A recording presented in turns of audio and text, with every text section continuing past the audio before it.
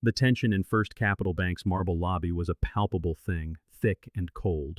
Thomas, the bank manager, made sure his voice carried, each word dripping with a condescension meant for public display. "Mr. Rayford," he said, deliberately mispronouncing the name. "Let me make this perfectly clear since you seem to be having trouble understanding. Our VIP service is for serious investors with verified wealth, not for individuals who are clearly out of their depth. We already have a more suitable client for our Platinum Trust." He gestured toward a middle-aged man smirking from the comfort of a glass-walled conference room. "I've been in banking for 20 years, Thomas continued, his voice rising. "I can spot a fraud the moment he walks through that door. Now, I suggest you leave before I have security escort you out." Despite the humiliation, Dominic Rayford stood tall, his expression unreadable. He reached slowly, deliberately into his handcrafted leather briefcase. A hushed silence fell over the lobby. "This $50 million cashier's check was going to be yours today." Dominic's voice was calm, yet it resonated through the cavernous space with absolute command. He pulled out the check, holding it for a moment before placing it back inside his briefcase. Not anymore. The bank employees watched, their faces draining of color. They had just made the mistake of a lifetime. Earlier that morning, the sunrise had broken over the city, its light glinting off the ultra-modern glass walls of Dominic Rayford's mansion. As founder and CEO of Raytech Innovations, one of America's fastest-growing tech companies, Dominic carried the quiet confidence of a man who had built an empire from nothing. At 45, he wasn't just wealthy. He was influential. His foundation had poured over $200 million into education for underserved communities. 3 governors had him on economic advisory boards. The president had consulted him on technology policy just last year. When Dominic Rayford spoke, people listened. His phone chimed with a reminder. Today, he was scheduled to finalize a $50 million investment with First Capital Bank, a strategic partnership to fund his company's expansion into renewable energy. "The Platinum Trust paperwork looks good, Mr. Rayford," his chief financial advisor had said, appearing in his doorway. "All pre-approvals came through yesterday. The bank seemed very eager to close this deal." Dominic nodded, picking up the portfolio. 50 pages of projections, assessments, and agreements. Everything was in order. He recalled the virtual meeting with First Capital's team the previous week. Their faces on the video call had been a mask of smiles and excitement. "Mr. Rayford, securing an investor of your caliber would be an honor for First Capital," the senior vice president had gushed. "We'll roll out the red carpet. Our executive suite will be prepared for your arrival." His assistant, Sarah, entered with a tablet. "Your 10 a.m. at First Capital is confirmed. They sent another email this morning, thrilled to welcome you for the signature VIP experience." Dominic smiled faintly. He walked to his closet, bypassing a row of custom suits.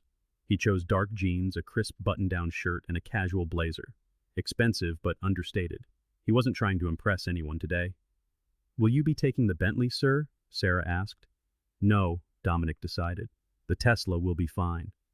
He could have arrived in the limited edition McLaren or the vintage Aston Martin. Instead, he chose the sleek but relatively modest electric sedan. Today wasn't about flaunting wealth. It was about making a sound business decision. He drove himself downtown, arriving at 9:45. Punctuality was a principle. 15 minutes early was on time. He straightened his blazer in the rearview mirror, grabbed his briefcase containing the paperwork and the $50 million check, and walked into the 30-story monument of glass and steel that was First Capital Bank. He approached the reception desk. The young woman's practiced smile faltered as her eyes took him in. It was a subtle shift, a flicker of confusion, quickly masked by professional courtesy. "Good morning," Dominic said warmly. "Dominic Rayford. I have a 10 a.m. appointment regarding the Platinum Trust." The receptionist's eyes narrowed almost imperceptibly. "Do you have confirmation?" she asked, a skeptical edge to her tone. Dominic maintained his pleasant expression, though he noted she hadn't asked the same of the 3 white clients who had checked in before him. He showed her the email on his phone. "I see," she said, her voice now distant. "Well, all of our advisors are currently with clients. Please have a seat. Someone will be with you when they become available." No offer of coffee, no call to the investment team. Dominic took a seat, his face a mask of calm. But he observed everything. the security guard who casually repositioned himself a little closer, the two employees who whispered behind their desks, glancing his way. He had seen this play before. The minutes ticked by. 10 o'clock came and went. At 10:15, other clients who had arrived after him were being warmly greeted and escorted to private rooms. By 10:30, there was still no word. He approached the desk again. "Excuse me," he said, his voice firm but polite. "My appointment was for 10. It is now 10:35. Is there a problem?" "Our advisors are unexpectedly tied up with priority clients," she replied, barely looking up. The emphasis on priority was unmistakable. Just then, the glass door swung open. A man in his 50s strode in, wearing a flashy designer suit and a gold watch that glinted ostentatiously. Everything about him demanded attention. The receptionist's transformation was immediate. She stood, beaming. "Mr. Whitman, how wonderful to see you." "Amanda, darling," he waved dismissively as he walked past. "Tell Thomas I'm here about that platinum investment." Within 30 seconds, the bank manager, Thomas Bedford, emerged from a hallway, his hand already extended. "Charles, always a pleasure," Thomas boomed. "We've been expecting you. Let's get you to the executive conference room right away." As Thomas led Charles into the VIP area, revealing a world of plush furnishings and fine art, neither man even glanced at Dominic. The contrast was stark. Dominic, with his confirmed appointment and $50 million check, had been left waiting for an hour. Charles Whitman, with no appointment, was given an immediate red carpet welcome. A young banker at a nearby desk, visibly uncomfortable, approached the receptionist and spoke quietly, gesturing toward Dominic. She just shook her head.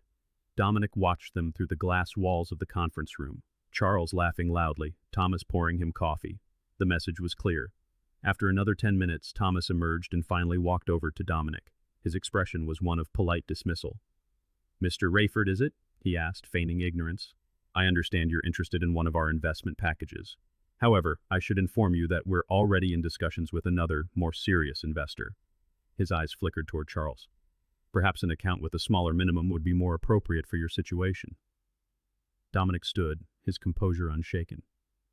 "I believe there's been a misunderstanding," he said calmly. "My application for the Platinum Trust was pre-approved. I am here to finalize the $50 million investment we discussed last week." A flash of disbelief crossed Thomas's face. He opened a folder, revealing Dominic's detailed application. "Yes, well, about that." At that moment, Charles emerged from the conference room. "Thomas, who is this? I thought we were finalizing our deal. You said I was your priority." Thomas turned, his posture becoming deferential. "Just wrapping up here, Charles." He turned back to Dominic. "As I was saying, Mr. Whitman has expressed interest. We'll be proceeding with him instead." Then came the moment that sealed the bank's fate. Thomas took Dominic's application, the one welcomed with such enthusiasm just days before, and tore it in half. "Your services won't be needed," Thomas said coldly, letting the pieces fall from his hands. "Perhaps try the community bank down the street." The lobby fell silent. Every eye was on Dominic. Charles Whitman stood beside Thomas, a smug grin on his face, both men expecting Dominic to retreat in defeat. But Dominic Rayford didn't build a billion-dollar empire by retreating. His mind was already calculating his next move. As a security guard reluctantly started to approach, Dominic simply reached into his pocket and pulled out his phone. The movement was unhurried, deliberate, radiating an authority that silenced the room more effectively than a shout. He scrolled through his contacts and placed the phone to his ear. The security guard froze mid-step. "Sarah," Dominic's voice was quiet, but it carried the weight of an earthquake. "Cancel the $5 billion corporate asset transfer to First Capital Bank. Effective immediately." Thomas's face went white. The torn application in his hand suddenly seemed to burn like a hot coal, the evidence of a catastrophic misjudgment. "That's correct," Dominic continued into the phone, his eyes locked on the manager. "No, I wasn't offered coffee, I wasn't shown to the executive suite. In fact, the manager, a Mr. Thomas Bedford, has just torn up my paperwork and is having security remove me from the building. Yes, I'm quite serious." The smug expression evaporated from Charles Whitman's face. The security guards took a reflexive step back. In the suspended silence of the lobby, every person present knew they were witnessing a pivotal moment, a moment when prejudice was about to exact a $5 billion price. "Sir, I need to ask you to end your call and come with us," the security guard said, his voice thin with hesitation. Dominic ignored him, continuing his conversation with Richard Barnes. He laid out the situation with the cool precision of a man who navigated high-stakes deals for a living, gesturing for his assistant, Sarah, to relay the events to the bank's board.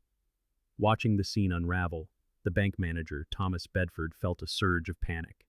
The smug confidence he'd worn all morning vanished, replaced by a desperate scramble to regain control. In a move that employees would later recount in detail to the bank's ethics committee, Thomas strode forward and tried to snatch the phone from Dominic's hand. "Sir, I must insist. No phone calls in the banking area," he declared, his voice booming artificially as his fingers brushed against the device. "It's a security policy." This was a lie.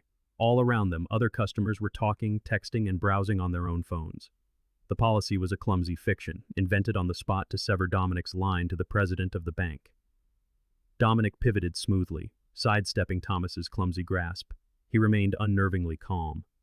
"Richard," he said into the phone, his tone unchanged, "it appears Mr. Bedford is now attempting to physically take my phone. Yes, I believe that's him you can hear." Through the glass walls of a private conference room, Charles Whitman observed the confrontation, a satisfied smirk spreading across his face. He lifted a china coffee cup in a theatrical, mocking toast to Dominic, taking a slow sip while holding his gaze. It was the gesture of a man certain he had already won. The tension in the lobby crackled. Customers abandoned all pretense of their own business, their eyes fixed on the unfolding drama.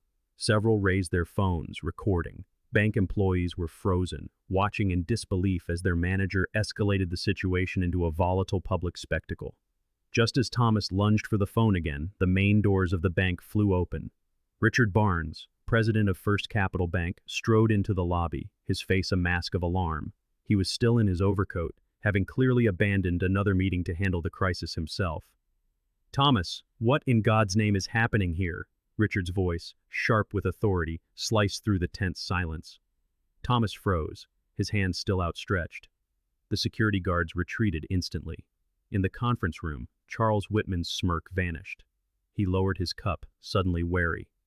"Mr. Barnes," Thomas stammered, "we were just handling a situation with an unverified individual who was causing a disruption." Richard cut him off with a sharp wave of his hand. "Dominic," he said, stepping forward with his hand extended, "I am profoundly sorry for this. I came as soon as I got the call from the board." The two men shook hands. The easy familiarity of their greeting sent a ripple of understanding through the room. Thomas's face drained of color as the magnitude of his error crashed down upon him. Before Richard could say more, a young banker named James Rodriguez hurried over, tablet in hand, his usual deference replaced by a sense of urgent purpose. "Mr. Barnes, you need to see this immediately," James said, holding out the tablet. "I've been trying to alert management about this all morning." Richard took the device. His brow furrowed as he scanned the screen, his expression shifting from confusion to shock to grim resolve. "How long have you had this information, James?" he asked, his voice now dangerously quiet. "3 days, sir," James replied. "I filed the suspicious activity report on Monday. I tried to show Mr. Bedford twice, but he told me to mind my own business." Richard's face hardened. He handed the tablet back to James. "Print this. Have it ready for the authorities." As if on cue, the bank's doors opened again. 2 police officers entered, their eyes scanning the lobby. Thomas straightened his tie, moving toward them with a confidence that was dissolving by the second. "Officers, thank you for responding so quickly," he began. "We have an individual who needs to be—" "Detective Wilson, Fraud Division," Richard interrupted, addressing the senior officer. "Thank you for coming. The situation is not what Mr. Bedford described." The detective nodded. "Mr. Barnes, what can you tell us?" What happened next was a plot twist so dramatic, witnesses would later say it felt scripted for a film. Richard Barnes, president of First Capital Bank, pointed not at Dominic Rayford, but directly at the glass-walled conference room. "That man, Charles Whitman," Richard said, his voice firm, "has been attempting to defraud this institution. We have proof of falsified financial statements, check kiting, and an attempt today to fraudulently access our Platinum Trust." The detective's professional calm remained, but his posture sharpened. His partner subtly shifted, gaining a clear line of sight to Whitman. "Furthermore," Richard continued, gesturing respectfully toward Dominic, "he apparently convinced my bank manager to deny service to one of our most valued clients in order to facilitate this fraud." Seeing the focus of the entire bank shift to him, Charles Whitman shot to his feet. His confidence had evaporated, replaced by the frantic energy of a cornered animal. He shoved past a startled employee and bolted for a side exit. His escape was short-lived. The second officer had anticipated the move and cut him off. "Sir, please remain where you are," she said, her hand resting on her equipment belt. "We have some questions for you." Whitman's desperate flight had sealed his fate. As the officers escorted him back into the lobby, his bluster collapsed. "This is a misunderstanding," he protested, his voice now a weak imitation of its former command. "I'm a respected businessman." Detective Wilson was unmoved. "Sir, fleeing from police tends to undermine claims of innocence. You'll need to come with us." As Charles was led away, Richard Barnes turned to Dominic, his expression filled with genuine remorse. "Dominic, I cannot begin to apologize enough for what happened here. This is not how we treat our clients. I will personally oversee the completion of your investment immediately." Nearby, Thomas Bedford stood as still as a statue, his face ashen, watching his career implode. The torn application was still clutched in his hand, a damning symbol of his catastrophic misjudgment. The lobby had fallen silent, every eye on Dominic Rayford. After being publicly humiliated, how would he respond?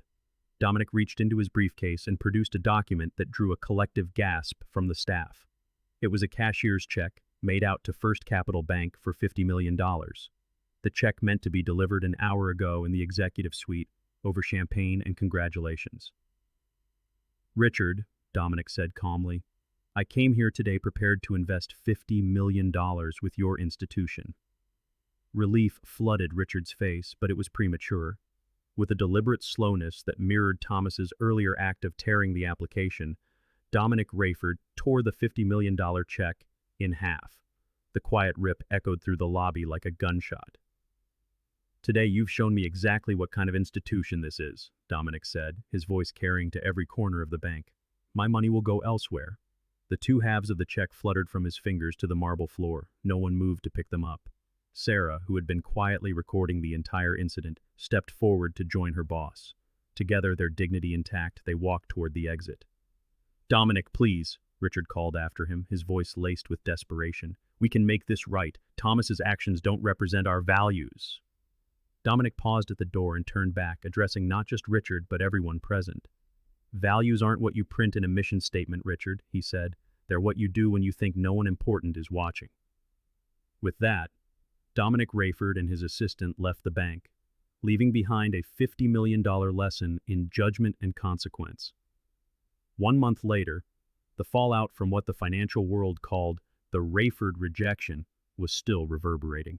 The morning business shows told the story in stark red numbers. First Capital Bank's stock had plummeted 37%, erasing over $2 billion in market value. Analysts attribute the decline to a massive withdrawal of funds following the incident, a somber news anchor reported, and the reputational damage from what many are calling the most expensive act of discrimination in banking history. What Thomas Bedford didn't know was that Sarah had recorded the entire confrontation. The high-definition video, capturing every dismissive gesture, every lie, and the final, dramatic tearing of the $50 million check, had gone viral within hours. It ignited a firestorm of outrage. The hashtag #CartadBanking. While Black trended for 2 weeks straight, corporate clients and high-net-worth individuals fled the bank in droves, alarmed by both the ethical breach and the collapsing stock price. Meanwhile, Metro United Bank was thriving. Their stock had surged 22%, largely due to one new client. Dominic Rayford had moved his personal and corporate accounts there, along with his $50 million investment, which was already generating headlines for its success. Settling into his new office at Raytech Innovations was James Rodriguez. The young banker who had risked his job to expose the fraud had resigned from First Capital that same day.